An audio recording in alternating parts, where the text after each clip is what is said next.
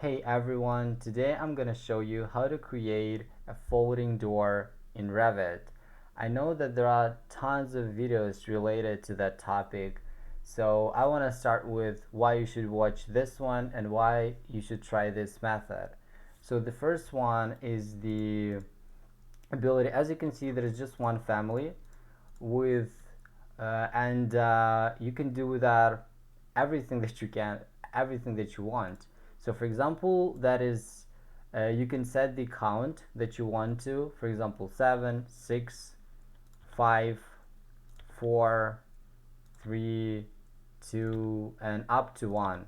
So you can do this up to 1 because I've just built it. As you can see, it's not hosted on a wall, so I was just trying a lot of variations because um, I tried to build the best option. So I didn't do this on a wall, but you can do this.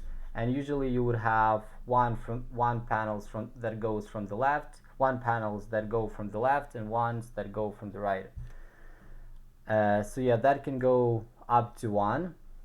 And if I change 5, for example, I can change the angle that I want to use. So for example 20 or like 10 or like 70, so whatever angle you want to. And it's actually really complex to build that family because a lot of challenges you may face. So here, if I go to my floor plan, I want to show you that if you want to, I can send you this file. Just write something in the comments below. Not something, just write that you want to get this file, and I'll send it to you. So here on my way, I actually typed some tips and tricks that you should follow. So if you have any apprehensions and misgivings about these complex and advanced families, so you've come to the right place. So I want to show you how I built this family. I'm not going to do this from scratch because it takes a lot of time. Maybe I'll have a lot of videos about some chunks of this family, right? Maybe something about arrays or angles and so on. But now I want to just talk briefly about what I've done here and how you can approach, what is the approach you need to take to build the same family. So if I go to the family here, also I have something like some tips and tricks. And the point of the family here is that first of all we need to start with building the skeleton. So here I'm talking about that you have a lot of options how you can create folding doors. Not a lot of actually, but you have some. I've tried one with using actually profile with sweeps. I'm not gonna talk about this because it's not the point of this video. I want to talk about how we can leverage reference lines. So as you can see here, that one is a nested family. So if I go to edit, so your goal is to start with just building not even a panel, but the framework for the panel, so the skeleton for the panel. Because as you can see, this one is one more panel. So if I go there, as you can see, it's just a panel, just a simple panel. The goal was not to build tons of them, right? And you can actually create some different ones. So that is one of the privileges of this family as well. So you can swap between different panels. That can be quite tricky using different methods. So here, let me even hide this one. I'm hitting double H to hide elements. Here, that was all about understanding how always try to start with understanding how that should be placed and what is the intersection point, right? This origin, and just how that should be placed actually generally. So the first challenge was that, as you can see how that faced, how that is located, that we start from this intersection and go to here, not to here. So that was the first trick, that about how we place this family. So, and simply we just needed to build a reference line. If you are familiar with how reference lines are working, so you go with the, okay, I'm not gonna use shortcuts because it's gonna be difficult for you, I think. So you can use reference lines over here. I've set up the shortcut for this, RL.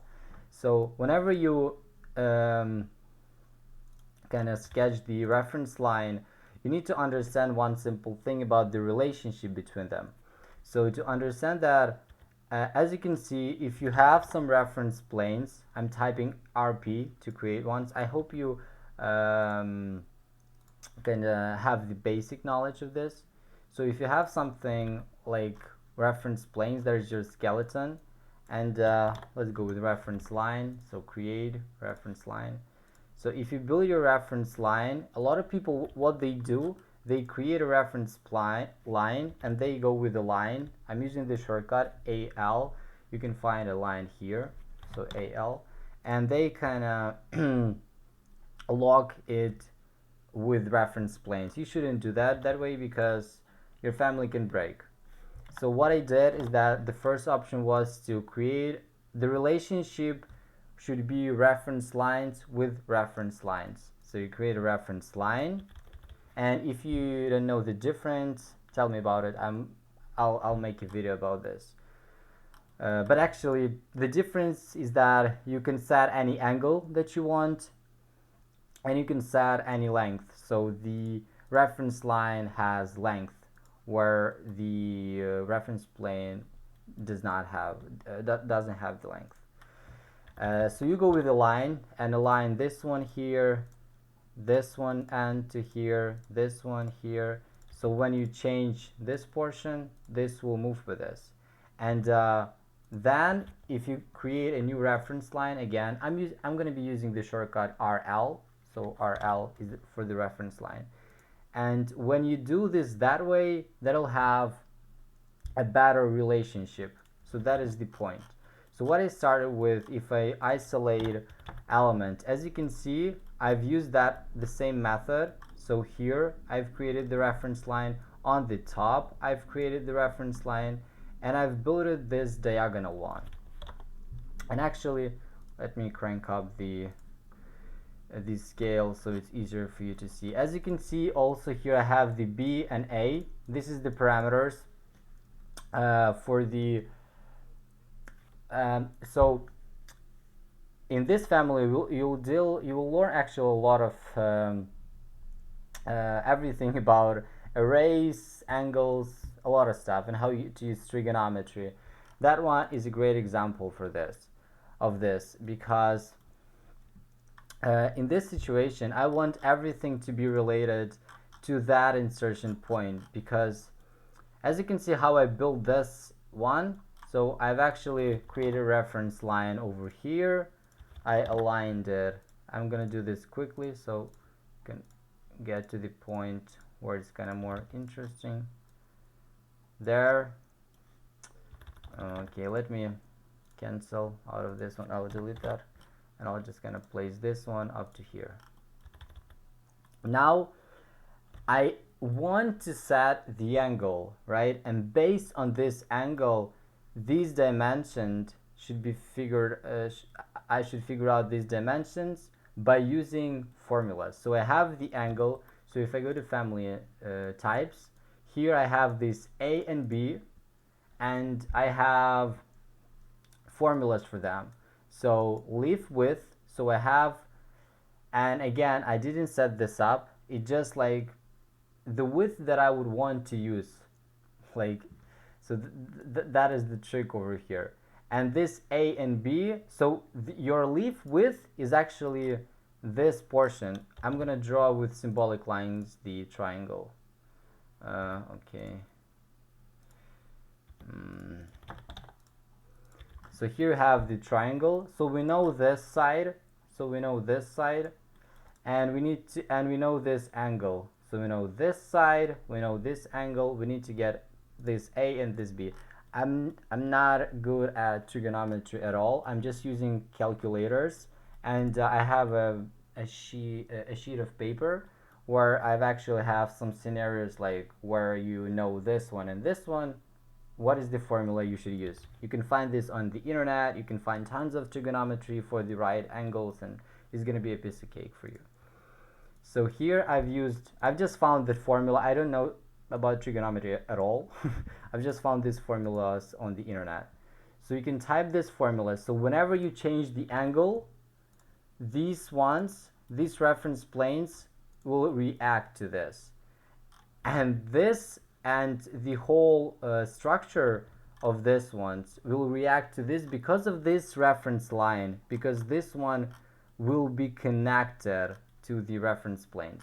So we have something like this, as you can see, reference line over here, left reference line over here, this diagonal one, and because of this one is changing, as you can see, even without formulas, when I change this, this will move with them, right?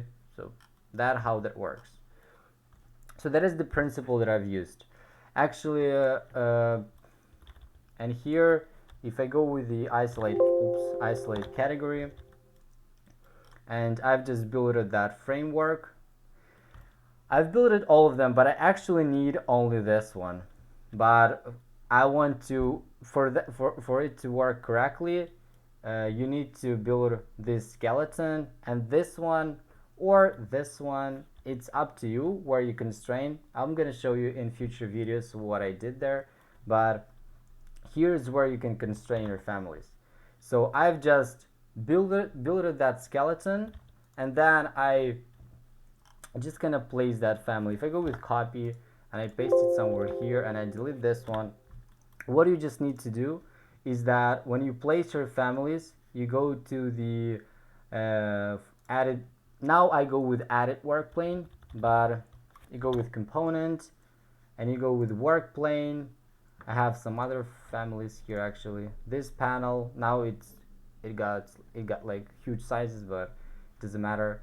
You go with the placement plane, pick, and you pick a plane and you pick this one.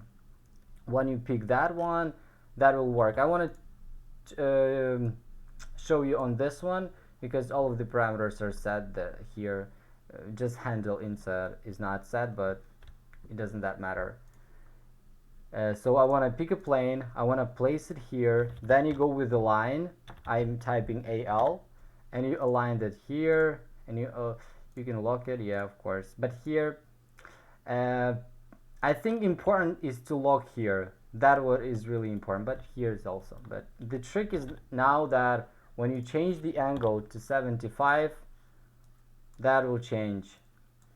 If you change the angle to 20, that'll work. So it's flexible. So when I load this to this family, it was all about understanding how you should what you want to see at a specific condition. So the most so the tricky thing that you need to understand, especially when you have a lot of elements and you have an array for them, that array can be actually using an array, and you can create an array using visibility parameters. What am I talking about? So for example, if I go to family and types, here I have the main parameter. I put this under data, but it doesn't that matter. I have count parameter, which is an integer parameter. Integer is the whole number, and depending on this number, as you may know, you can go to 1 when you have an array, never. So but if I go to 1, as you can see here, it's not even array, it's just a panel with visibility parameter, and that visibility parameter says less than 2. If I go with 2, I'll have 2 panels, and again, none of them are so actually, as you can see, this one and this one, so if I go to visibility parameter, this one is less than 3. So everything based on visibility parameter. So if that one, actually everything based on this number, and all of these parameters are based on this count. So that is the trick. A lot of kind of cumbersome things I need to do. That was cumbersome because it takes at a it took a lot of thinking, because the last one should always be with the hardware, right, with this handle. So that was the trick, because if you make this bigger and bigger, you want the last one always to always be with the hardware, so with the handle. And that was really tricky to build. And actually in this family, the maximum number that you can go with is going to be 7, but by understanding the concept you can go to any number that you want. So actually that is the 7 number. And as you can see here, we will create that array at some point, right? We will have this array at some point, and we will have the visibility parameter more than 3. So the point of this family is to just turn on the preview visibility on and just try flexing this count. So you say you go with 1, and you just go with component. You type cm, or you can find a component here, and you just place this. Okay, it's just some panels with, you just need to set the parameters, connect the parameters, all of these parameters. So that is why that has these dimensions. But the point is like that. So you place this and try to figure out. You say, okay, I want this one to be visible when it's less than 1 or 2 or whatever you set this to be. So in my case, I did everything by trial and error. So I know what I want to do in terms of, I set the preview visibility on, I go to family and types and say 1, I only have 1. When I type 2, that will disappear. If you just started, that should disappear, because now this is without handle, right? As you can see, if I go with 1, this one will have handle, this one won't have handle. And if you go with 3, this one will have handle. Okay, my computer is lagging. This one will have handle. I was just kinda, by using this preview visibility on, I was playing around with this, where when everything should be visible, where that should be invisible, and that's the way I created that. A little bit of a caveat, so when you have to be aware of.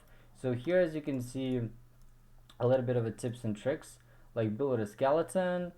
We'll have tons of reference lines, but in our case we just need the one. So nested panels, so you need to use nested panels because they're way much easier to control, especially when you have a huge amount of types. Actually, yeah, you can actually swap between types. I didn't do that because I was a little bit fed up with recreating everything and rebuilding everything, but now it's so easy because it's just a matter of going to the original family and just changing the panel, maybe deleting the vision panel or adding something new, maybe changing the hardware. It's up to you what you want to change. And actually here I have a little bit of a better review of the family. So here, as you can see, you have even tips when it comes to creating hardware for doors. Like panels should be created just using extrusion. Components should be created as a phase-based family. Components such as hardware, like handles, like whatever you want to include there. So this type of things, maybe vision panels. But I did this as not a nested panel, but I just share some parts that you should be aware of. And here I also, you can read it through, you can kind of have a kind of screen this one, and then it will be like a guide for you. So here also I've typed some things that you need to pay attention to, like a panel with hardware, so will be a little bit of a pain in the butt, right? So because that always should be the last one. A lot of multiple if statements, yeah, in formulas. So what I want to show you here, how I managed to, I think that is not this one. So here the trick was, I have an odd number. So with this array, that array should, so when I type like, so as you can see now I don't have any arrays.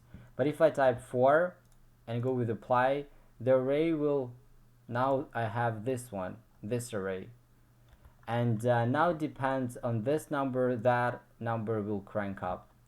So I figure out that the first one should be, so the first array, so this array that goes from this point, so the ones that goes from here to here, so from here to here, and that one is my first one. So I figure out where that number is even or odd, right? So if it's even, if you really think about this one, everything will make sense. I know it's a lot of formulas here, but it will make sense to you. So I figured out what is even and what is odd. So when the number is even and when the number is odd, and then based on whether that one is even or odd, I wanted to say that, for example, if it's even, I want my count to divide by 2. So for example, if it's even, I'm going to divide this by 2 and I'll have 2. If not, I want my round down and count divided by 2. So for example, if I have 5, right? If I have 5, it's not an even number, and this one will keep it 2. That is as simple as that. So to make sure that it won't add up when you have like 5, 7, 8, so something like that. But if you have 6, that one will be 3. If you have 7, that will leave this as 3. But the trick over here was that if I go with 3, what it does, that it says like if it's even and 3 is not an even number. So it's not using this, but it's using this statement. So it's gonna go count divided by 2. It's gonna be 3 divided by 2, and it's gonna be 1.5, and it's gonna round it down to 1. So that was another trick that I needed to figure out. So what I did is that I've created one more. So for this array, that is my original array. So as you can see, that is my, if I go with 4, I need to go with this one. If I go with 4, that is my original array, right? Array 1 override 2. Just array 1 override 2 is the number, like how many I have them. So array 1 override. So that is like my original one. And now I'm saying if the count is bigger than 3, I want to use this array 1 override, so this one. But when it's 3, so when it's not meeting this criteria, it will be 2. So I protect this from breaking, because if you have an array with 1, your family will break. So that's how that works. So that protects family from breaking. And I don't care about that here I have 2, because I've set up the visibility for them. So now I don't have this this array, because I've set up the visibility for them. So if I go back to the number 4 and I select this array, go to added group, and I would go to this visibility, I have more than 3.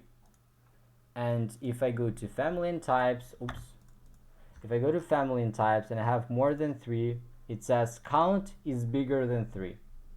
So if I select 3, I don't care that I will have 2 arrays, because they will disappear, right? Because they need to meet this criteria also. So it's all about understanding how this visibility plus array, how they work together.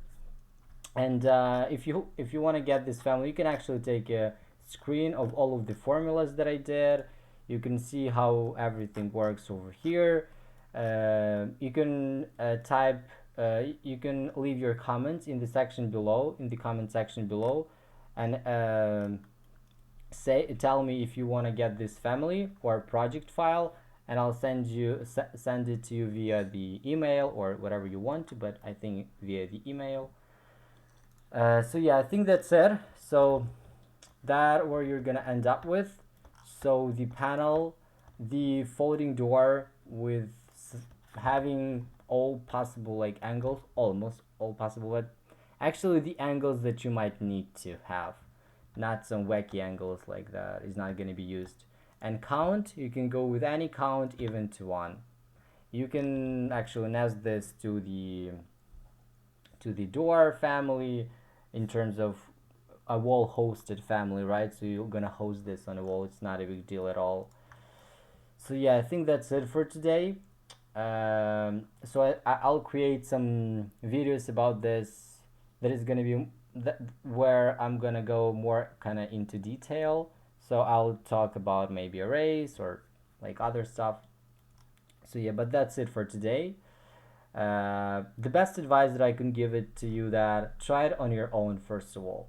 When you try it on your own, you'll learn a lot, and by messing up a huge amount of times, you will actually get to the point where you'll finally understand why that happened and what you need to do when it comes to angles, arrays, visible parameters, and so on and so forth.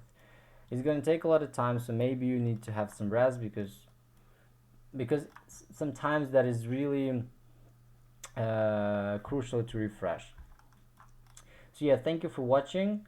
If you have any questions, leave them in the comment section below. Don't forget to subscribe and like this video, and have a nice day.